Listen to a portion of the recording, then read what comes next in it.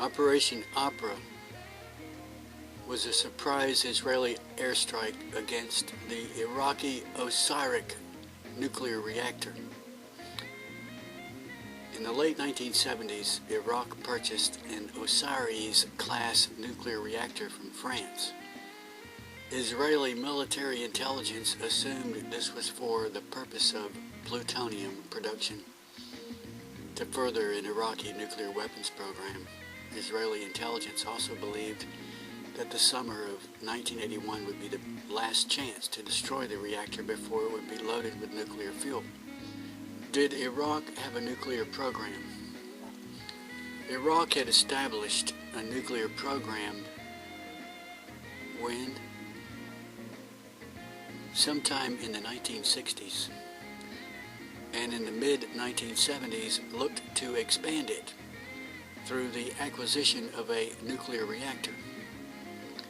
After failing to convince the French government to sell them a gas graphite plutonium producing reactor and reprocessing plant, which has a dual use, by the way, any reactor that produces plutonium and you want a reprocessing plant along with it, it tells the world that you're trying to build a bomb.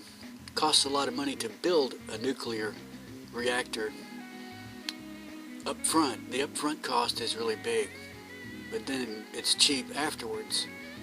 But if you've already got plenty of petroleum and the associated gas, it's kind of lame to say that you're suddenly interested in converting to nuclear.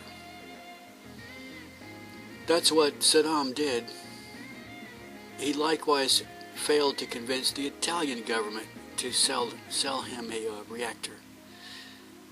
The Iraqi government convinced the French government to sell them a research reactor.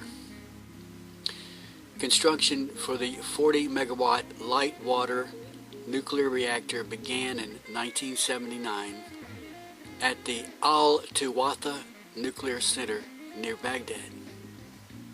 The reactor was dubbed Osiraq by the French, blending the name of Iraq with that of the reactor class. Iraq named the reactor Tammuz 1, after the month in the Arabic calendar that the Ba'ath Party came to power in 1968. It was claimed that the sole purpose of Iraq's reactors was